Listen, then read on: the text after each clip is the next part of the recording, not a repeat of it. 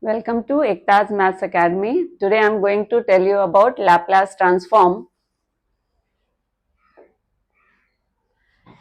Now, Laplace transform of any function f of t is denoted by L of f of t and its value is given by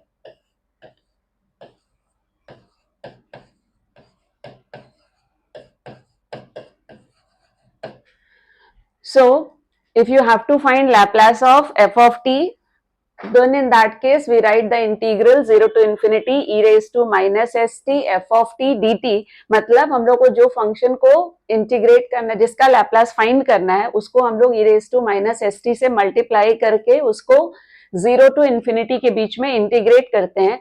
and whenever we integrate this, तो इसकी जो value आएगी वो s का function होगा, because t will be replace by infinity and 0.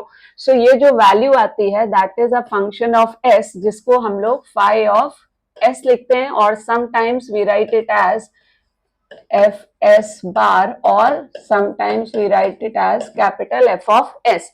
So this is the basic definition of the basic formula of Laplace transform. कि Laplace of f of t will always be a function of s which is denoted by phi of s, and ये उसका basic formula होता है. Okay, now we'll do few sums based on this formula. So here the first sum is if f of t is t when t is lying between 0 to 4 and f of t is 5 when t is greater than 4, then we have to find Laplace of f of t. What does that mean? अगर suppose we know on number line पे अगर हम लोग इसको represent करते हैं, तो if it is 0 here, suppose it is infinity, so from 0 to 4, suppose 4 is somewhere over here, so from 0 to 4 the value of the function is t, and when t is greater than 4, मतलब यहां से इधर के लिए f of t की value is 5. So जब हम लोग इसका लैप्लास फाइंड करेंगे, so in that case we write this as see L of f of t हम लोग लिखेंगे. अभी मैंने बताया कि लैप्लास का फॉर्मूला होता है 0 to infinity e raised to minus st f of t dt. Now this is the limit from 0 to infinity. ये जो 0 to infinity है, यहाँ पे फंक्शन दो अलग अलग पार्ट में डिवाइडेड है. From 0 to 4 the value of the function is t, from 4 onwards the value of the function is 5. तो हम लोग इस इंटीग्रल को ब्रेक करते हैं from 0 to 4 and from 4 to infinity, और यहाँ पे हम लोग इसको लिखेंगे e raised to minus t f of t dt. Here also we will write e raised to minus st f of t dt. Right, ये डेफिनेट इंटीग्रल की एक प्रॉपर्टी होती है. उस प्रॉपर्टी के अकॉर्डिंग हम लोग इसको सॉल्व करते हैं, because you must be knowing that a to b f of x dx can be written as a to c f of x dx and see plus c to b f of x dx if C lies between A and B. मतलब अगर ये A है, ये B है, और यहाँ कहीं भी बीच में C है, तो हम लोग इस लिमिट A to B को हम लोग ब्रेक कर सकते हैं A to C and C to B में. So this is the formula for this is the properties of definite integral. इस प्रॉपर्टी का यूज मैंने यहाँ पे किया है कि ये जो 0 to infinity थी, इसको मैंने ब्रेक किया है from 0 to 4 and 4 to infinity में. Now see here from 0 to 4 the value of the function f of t is t. It is already given in the question. तो यहाँ 0 to 4 में हम लोग f of t की जगह पे t लिखेंगे, and 4 to infinity के लिए हम लोग फंक्शन की वैल्यू 5 लिखेंगे. So now it will change to 0 to 4 e raised to minus st. Here we will write f of t as t dt, and ये 4 टू इंफिनिटी के लिए ये हो जाएगा e raised to minus st. f of t की value यहाँ पे क्या है 5, तो we will write 5 dt. Okay, so now इसको इंटीग्रेट करने के लिए this is exponential function, this is algebraic function, तो हम लोग को मालूम है कि जब हम लोग यहाँ पे जनरलाइज यूवी रूल यूज कर सकते हैं, बिकॉज ये हम लोगों का अलजेब्राइक फंक्शन है, ये एक्सपोनेंशियल है, तो will take this as u and this as v, and we know that generalise UV rule क्या होता है कि इसको अगर हम लोगों को डिफरेंशिएट करना होता है तो हम लोग ऐसे लिखते हैं u then u dash then u double dash, यहाँ हम लोग v1 v2 v3 and so on लिखते हैं। ये u dash u double dash क्या होते हैं, u के फर्स्ट डेरिवेटिव सेकंड डेरिवेटिव होते हैं, v1 v2 v3 v के first integral second integral third integral होता है। So this also we have studied in class 12। तो इसका यूज हम लोग यहाँ पे करेंगे, तो इसको सॉल्व करने के लिए what we will do here, इसमें मैं जनरलाइज यूवी रूल यूज करूंगी, this is our u this is v। इसको लिखने के लिए भी मैं अगेन एक ट्रिक बोलती हूँ कि instead of using it directly, अभी हम लोग का यहाँ पे ये u है, तो पहले हम लोग इसको u को लिखा, स्पेस लीव किया, माइनस साइन लगाया, अभी इसका डेरिवेटिव, नाउ t का डेरिवेटिव विल बी 1, तो हम लोग यहाँ पे 1 लिखेंगे। अभी 1 का डेरिवेटिव अगर मैं प्लस करके आगे प्रोसीड करूं तो 1 का डेरिवेटिव विल बी 0, तो नेक्स्ट टर्म लिखने की जरूरत नहीं है। इंस्टेड अभी मैं v का इंटीग्रल, बिकॉज यहाँ पे v1 v2 v3 आता है, तो v का इंटीग्रल मतलब e raise to minus s t का इंटीग्रेशन लिखूंगी, तो ये हो जाएगा e raise to minus s t divided by coefficient of t, और इस पूरे टर्म को मैं फिर से यहाँ पे इंटीग्रेट करूंगी, because v2 means second derivative of v, तो सेकेंड इंटीग्रल ऑफ v, तो फर्स्ट इंटीग्रल ये है, इसको मैं फर्दर इंटीग्रेट करूंगी, तो इसकी वैल्यू हो जाएगी e raise to minus s t upon minus s, और एक माइनस एस ऑलरेडी है, तो ये हो जाएगा this square, okay, and here will put the limit from 0 to 4। अभी इसको इंटीग्रेट करने में फाई इज कांस्टेंट, तो हम लोग फाई यहां लिखेंगे, sorry, e raise to minus s t का integration again e raise to minus s t and divided by coefficient of t, वो यहां लिखा, and limit from 4 to infinity, okay. Now will simplify this further, तो अभी ये हो जाएगा, सी अभी इसको हम लोग लिख सकते हैं minus t e raise to minus s t upon s, ये माइनस एस का square will be plus s square, तो ये वैल्यू सिर्फ minus e raise to minus s t upon s square हो जाएगा, लिमिट फ्रॉम 0 to 4, ये minus रहेगा, minus को मैं बाहर कर सकती हूँ, तो ये 5 अपॉन माइनस एस इधर आ गया, इधर हो जाएगा e raise to minus s t limit from 4 to infinity, okay. Now will replace t with 4, तो जब मैं t की जगह 4 पुट करूंगी तो ये हो जाएगा minus 4 e raise to minus 4s upon s, यहाँ पे t की जगह 4 पुट करूंगी तो ये e raise to minus 4s upon s square, ये मैंने अपर लिमिट पुट किया तो आया, now will put bracket and now will put t as 0, lower limit 0 put करेंगे, तो जब मैं t की जगह 0 पुट करूंगी तो 0 इंटू दिस विल बी 0, तो ये वैल्यू 0 हो जाएगी। यहाँ पे मैं t की जगह 0 पुट करूंगी तो ये क्या हो जाएगा e raise to minus 0, and we know that any number raise to 0 is 1, तो इससे अगर हम लोग ये इंडाइसिस की प्रॉपर्टी अगर यहाँ यूज करेंगे तो ये e रेज टू, ये हो जाएगा e raise to 0 upon s square, right, और otherwise if you want you can directly write it as 1। यहाँ पे ये वैल्यू जो है ये हो जाएगा माइनस, अपर लिमिट के लिए again e raise to minus infinity करेंगे तो a raise to minus infinity की वैल्यू 0 होती है, तो इसकी वजह से ये e raise to minus infinity जो है ये वैल्यू 0 हो जाएगी, ये 5 अपॉन s हुआ, अपर लिमिट के लिए ये वैल्यू 0, एंड यहाँ पे फिर हम लोग t की जगह 4 पुट करेंगे तो ये हो जाएगा e raise to minus 4s upon, sorry, it will be only e raise to minus 4s because s मैंने ऑलरेडी बाहर लिया हुआ है, ओके।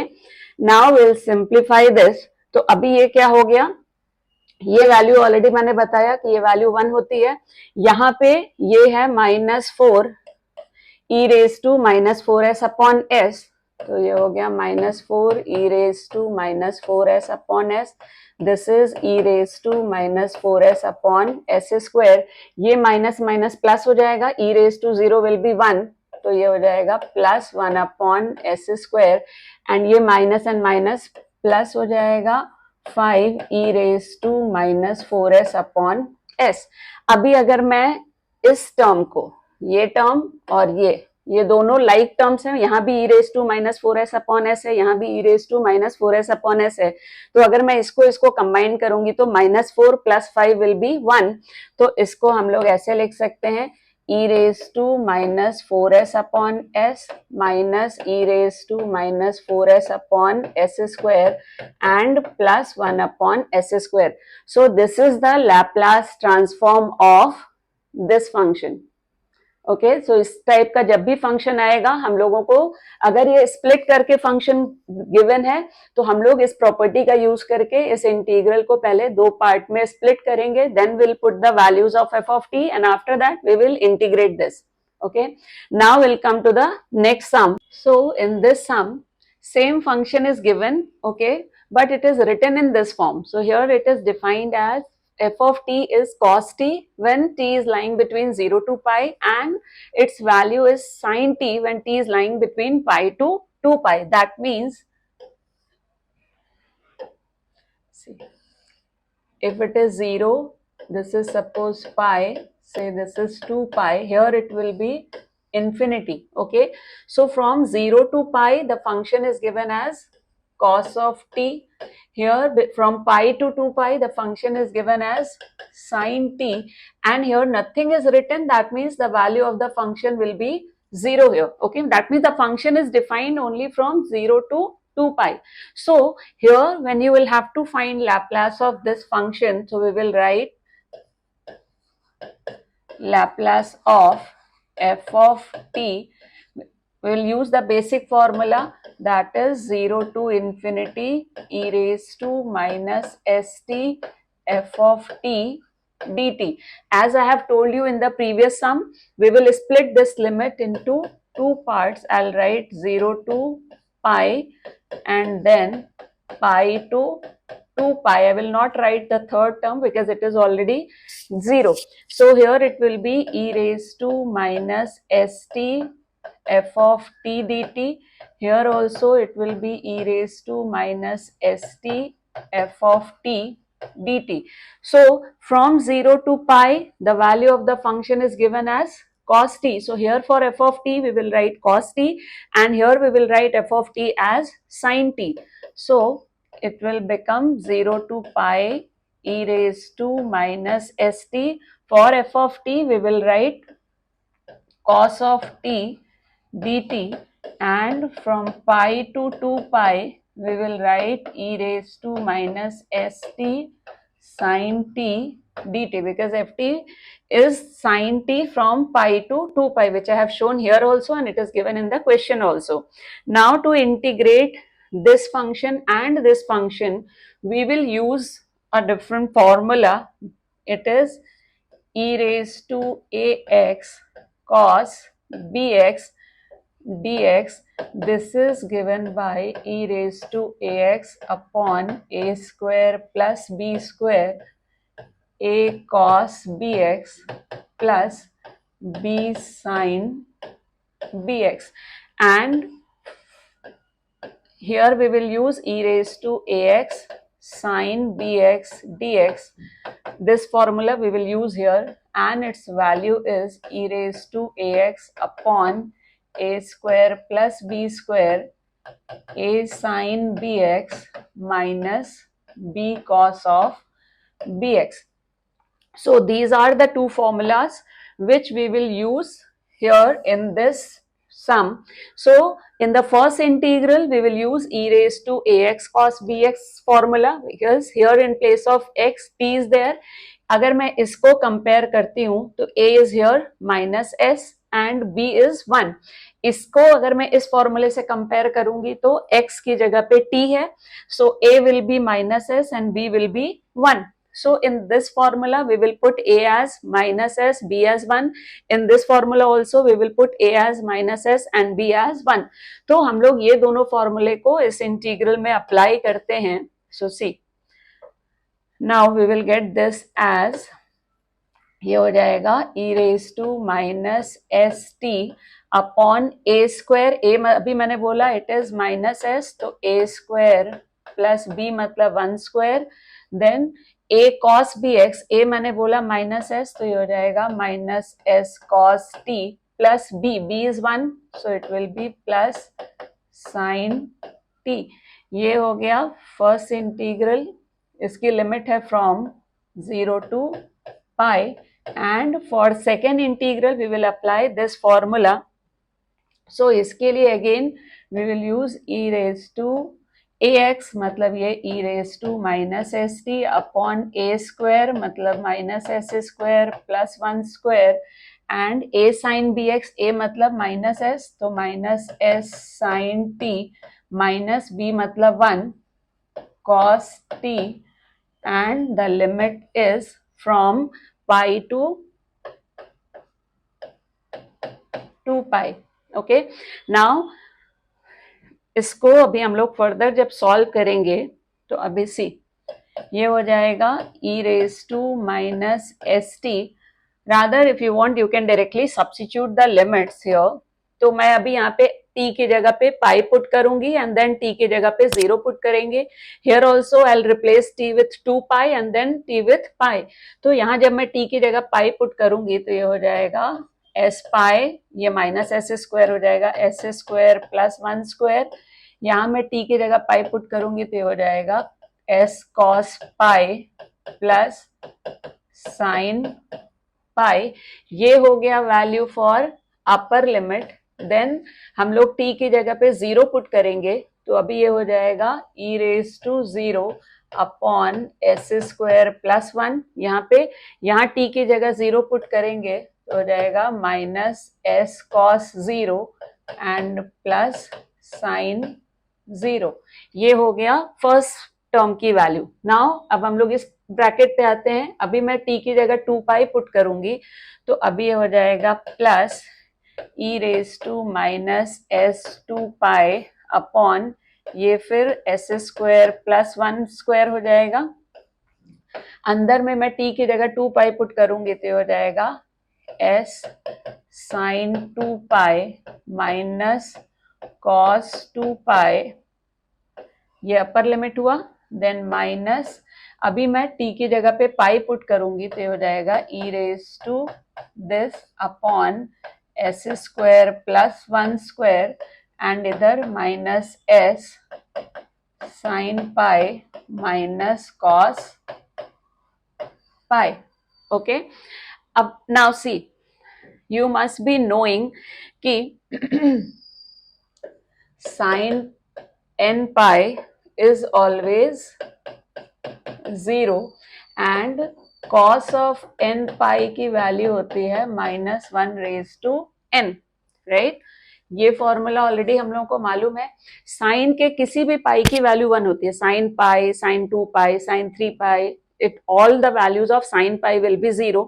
कॉस में क्या होगा, जब यहाँ पे इवन पाई होगा, suppose cos 2 pi, cos 4 pi, तो उस केस में ये हो जाएगा minus 1 raise to 2, minus 1 raise to 4, तो उसकी वैल्यू प्लस 1 होगी, और जब यहाँ पे कॉस ऑफ ऑड पाई होगा, मतलब कॉस पाई, कॉस 3 पाई, कॉस 5 पाई, तो माइनस 1 रेज टू 3 या माइनस 1 रेज टू 5 करेंगे तो वो वैल्यू नेगेटिव आ जाएगी। तो आप ऐसे भी याद रख सकते हो कि कॉस इवन पाई जब भी रहेगा तो उसकी वैल्यू प्लस 1 होगी, कॉस ऑफ ऑड पाई होगा तो उसकी वैल्यू माइनस 1 होगी। Okay, so now what we can see this, here it is cos pi, इसकी वैल्यू होगी -1, ये sin pi है, तो मैंने बोला sin सारे पाई की 0 होती है, cos 0 we know it is 1, sin 0 is 0, ये sin 2 पाई है, तो sin के सब पाई की वैल्यू 0 होती है, cos 2 पाई मतलब इवन पाई हुआ तो इसकी वैल्यू हो जाएगी +1, again sin pi is 0, cos पाई की वैल्यू हो जाएगी -1।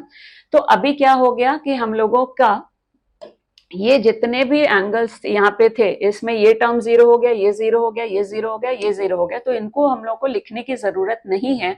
सो now I can write this as e raise to minus s pi upon s square +1, इधर ये वैल्यू हो जाएगी -1, तो -s into -1 will become plus s और ये तो जीरो हो जाएगी, तो मैं इसको सीधे यहाँ पे दिस इंटू एस लिख सकती हूँ बिकॉज ये टर्म जीरो हो गया।